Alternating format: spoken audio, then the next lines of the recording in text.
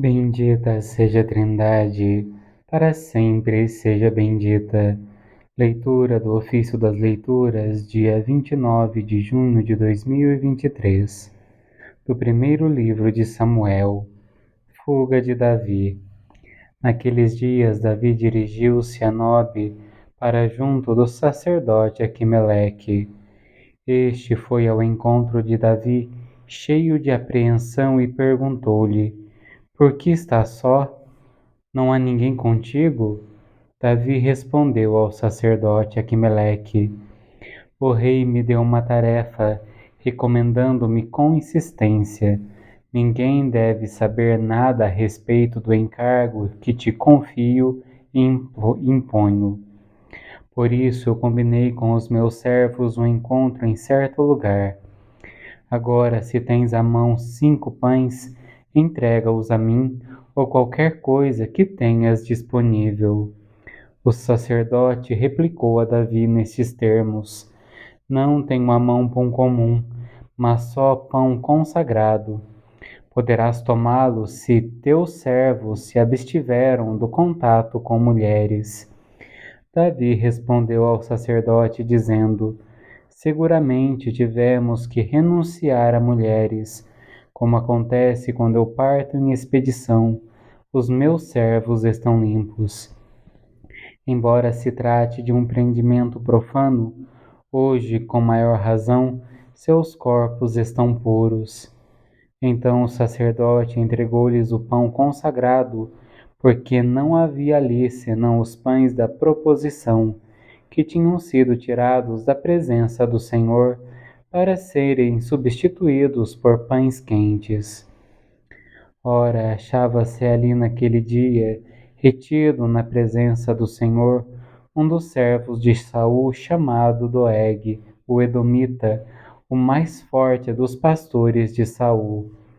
Davi ainda perguntou a Aquimeleque: Tens aqui à mão uma lança ou uma espada? Nem sequer tive tempo de pegar na minha lança e nas minhas armas, porque era urgente o encargo do rei. O sacerdote respondeu: Tenho a espada de Golias, o filisteu, que tu mataste no vale do Terebinto. Está embrulhada num pano atrás do efode. Se quiseres, leva contigo, pois aqui não há nenhuma outra. E Davi disse: Não há outra melhor. Dá-me a espada.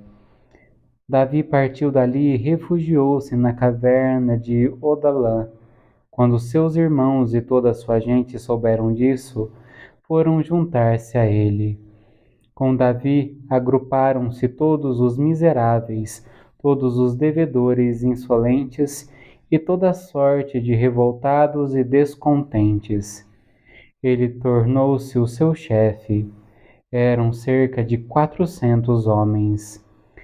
De lá, Davi dirigiu-se para Masfa de Moabe e disse ao rei de Moabe: Permite que meu pai e minha mãe fiquem convosco, até que eu saiba o que Deus quer de mim. Então deixou-os junto do rei de Moabe, e ficaram com ele durante todo o tempo em que Davi permaneceu no seu refúgio. Mas o profeta Gade disse a Davi: Não fiques no teu refúgio, parte, vai para a terra de Judá. E Davi partiu e foi para o bosque de Arete. Agora, porém, libertos da lei e mortos para aquilo que nos mantinha cativos, seja o nosso serviço na novidade do Espírito, não na velhice da letra. Nunca lestes como agiram Davi e os companheiros necessitados e com fome? Como ele entrou na casa do Senhor e comeu os pães que somente aos sacerdotes era lícito comer? Seja o vosso serviço na novidade do Espírito, não na velhice da letra. Das homilias de São Gregório de Nissa, Bispo. Deus é um rochedo inacessível. O que costuma acontecer a quem do alto de um monte olha para o vasto mar lá embaixo, isto mesmo se dá com o meu espírito em relação à altíssima palavra do Senhor. Dessa altura olho para a inexplicável profundidade de seu sentido. A mesma vertigem que se pode sentir em alguns lugares da costa quando se olha desde uma grande elevação a cavaleiro das ondas para um mar profundo, do alto saliente de um penhasco que, do lado do mar, parece cortado pelo meio do vértice até a base mergulhada nas profundezas, sobrevém a meu espírito suspenso a grande palavra proferida pelo Senhor. Bem-aventurados os puros de coração, porque verão a Deus. Deus se oferece à visão daqueles que têm o coração purificado. Deus ninguém jamais o viu, diz o grande João.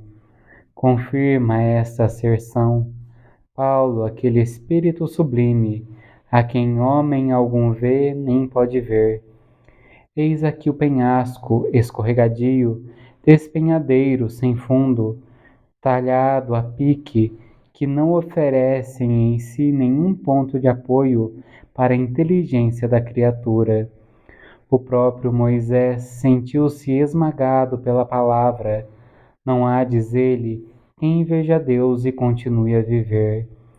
Ele sentenciou que este penhasco é inacessível, porque nunca nossa mente pôde lá chegar, por mais que se esforce por alcançá-lo, erguendo-se até ele. Ora, ver a Deus é gozar a vida eterna. No entanto, que Deus não possa ser visto, as colunas da fé, João, Paulo e Moisés o afirmam. Percebes a vertigem que arrasta logo o espírito para as profundezas do conteúdo dessa questão? De fato, se Deus é a vida, quem não vê a Deus não vê a vida. Mas que não se possa ver a Deus, tanto os profetas quanto os apóstolos levados pelo Espírito Divino atestam. Em que angústias, portanto, se debate a esperança dos homens? Contudo, o Senhor vem erguer e sustentar a esperança vacilante, assim como fez a Pedro, a ponto de afundar, firmando na água, tornada resistente ao caminhar, para que ele não se afogasse. Portanto, se a mão do Verbo se estender para nós que vacilamos no abismo de nossas especulações, colocando-nos em outra perspectiva, perderemos o medo e, já seguros, abraçaremos o Verbo que nos conduz como que pela mão, dizendo: Bem-aventurados os puros de coração, porque eles verão a Deus. Ninguém jamais viu a Deus, mas o Filho unigênito que está junto do Pai, este o deu a conhecer. Grande é o Senhor e muito digno de louvores. Ninguém pode medir sua grandeza. Mas o Filho unigênito que está junto do Pai, este o deu a conhecer. Oremos. Senhor nosso Deus, dai-nos por toda a vida a graça de vos amar e temer, pois nunca cessais de conduzir os que firmais no vosso amor. Por nosso Senhor Jesus Cristo, vosso Filho, na unidade do Espírito Santo. Amém. Bendigamos ao Senhor, graças a Deus.